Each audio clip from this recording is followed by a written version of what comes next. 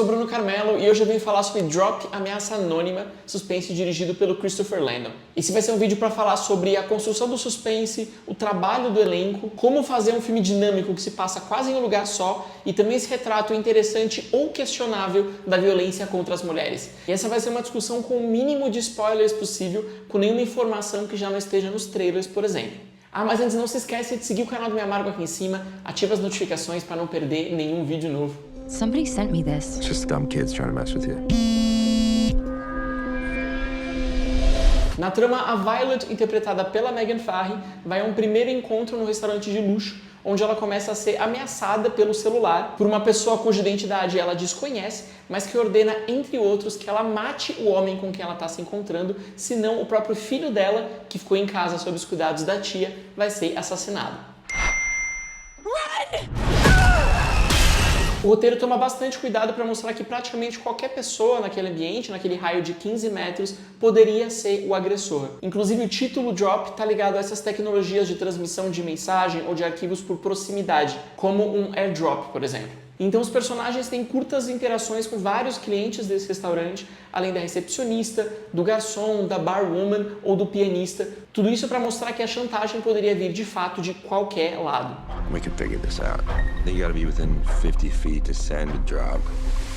So, it's someone in the restaurant. Mas em termos de mise-en-scène, de estrutura cênica no tempo e no espaço, a gente tem basicamente uma mulher sentada durante a maior parte do filme, sendo ameaçada pelo seu celular. E é aí que vem o grande desafio desse filme, de como tornar dinâmico e interessante um filme sobre duas pessoas sentadas numa mesma mesa. Muitos diretores de fotografia simplesmente fragmentariam muito a imagem, ou seja, filmariam de diversos ângulos diferentes, perto, longe, acima, abaixo, com movimento, para entregar todo esse material à montagem e deixar que o resultado fosse bastante picotado. Mas não é isso que o Mark Spicer faz aqui. Ele prefere uma cartilha bastante acadêmica, a gente tem planos e contraplanos, que a gente diz, ou seja, uma pessoa fala, corta, outra responde, corta, aquela fala. Quando eles estão de pé ou andando, a gente tem os planos de conjunto, planos médios, enfim, ele é bem tradicional nesse sentido. That's weird. I mean, who do you think it is? Oh, I don't know. Mas a tentativa de transformar esse jogo de gato e rato em algo eletrizante para o espectador vem especialmente de recursos de pós-produção. Então as mensagens dessa pessoa criminosa vão ser projetadas nas paredes,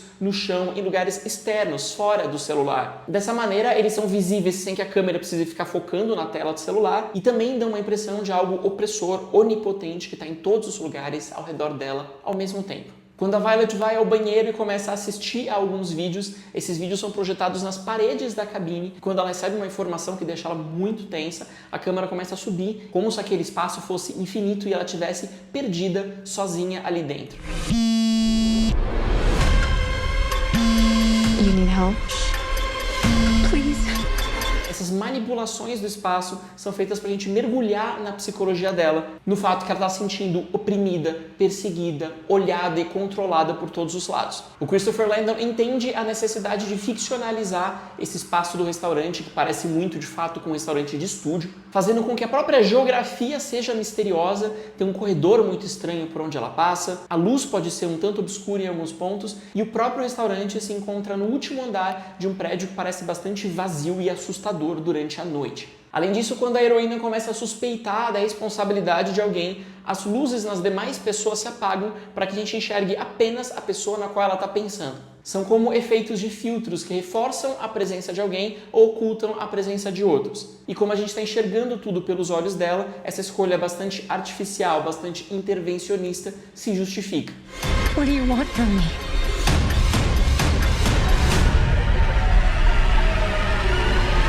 Enquanto isso, os criadores mantêm o suspense da primeira à última cena, mas sabem quando dar uma aliviada na experiência do filme com um pouco de humor. E aí vem principalmente de um garçom bastante afetado, bastante intrusivo, ou com o teor muito mais leve do romance nas interações entre a Violet e o Henry, interpretado pelo Brandon Sklenar, que se mostra um sujeito muito gentil, muito compreensivo, muito querido com ela. Sorry, I got a drink because I was nervous. I had a couple in the car on the way over. Pra mim, algo que funciona muito bem em Drop, Ameaça Anônima, é essa compreensão do celular enquanto arma. A narrativa depende bastante da nossa dependência de telefones celulares e do fato que todo mundo está conectado o tempo inteiro. Então, quando ela olha ao redor para ver quem poderia estar no celular digitando a mensagem, é praticamente todo mundo. O telefone é a nossa ferramenta de trabalho, é a nossa maneira de receber memes divertidos, mensagens dos amigos, de verificar se o filho está bem em casa e também de receber ameaças de morte.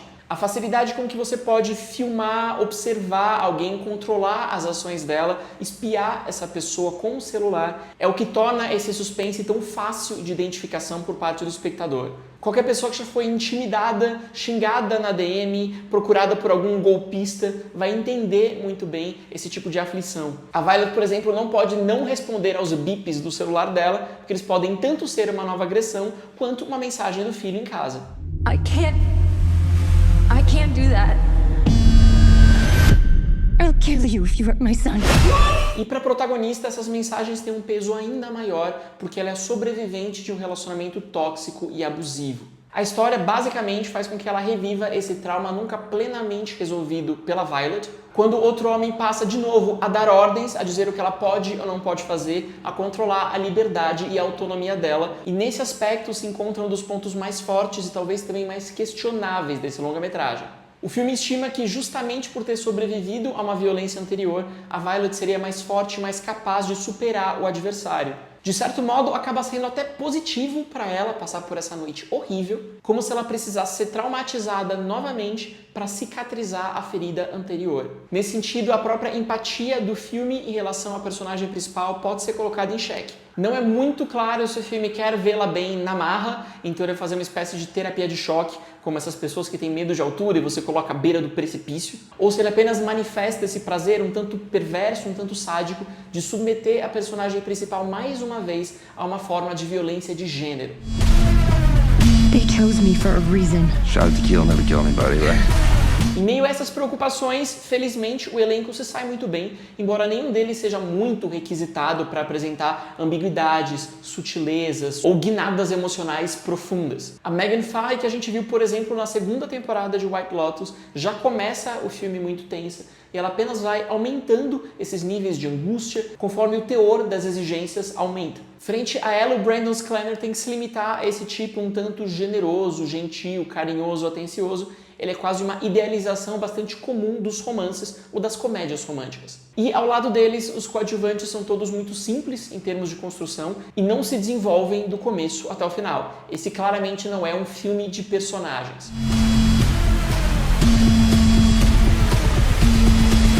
No último terço dessa trama, Drop, Ameaça Anônima, começa a ter cenas cada vez mais absurdas e improváveis. Fica muito claro que para o Christopher Landon e para o resto da equipe era muito mais importante manter o espectador tenso ali na beira da poltrona, do começo ao final, do que fornecer uma história realmente super realista. E se o foco era a ambientação, a tensão, a gente pode dizer que ele se sai muito bem. O filme segura suas cartas até o final, revela a verdade quando chega o momento correto, e mesmo que alguns desses acontecimentos fossem bastante improváveis na nossa vida, eles servem a essa lógica muito específica da ficção. A gente pode dizer que Drop é um filme verossímil, ou seja, que dá para acreditar no que está acontecendo dentro do raciocínio proposto, mas ele não é um filme realista que poderia acontecer exatamente dessa maneira na vida real.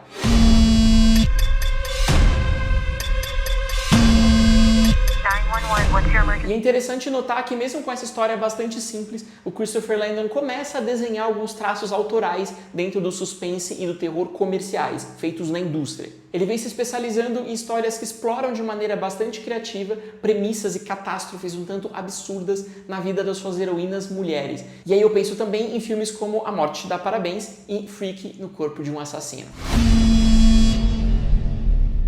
É isso, eu fico por aqui hoje, me diz se viu, se vai ver Drop, se gostou. Segue o canal do Meio Amargo aqui em cima, ativa as notificações, me acompanha também nas redes sociais, no @meioamargocine e no site, onde tem vários textos publicados diariamente, que é o meioamargo.com.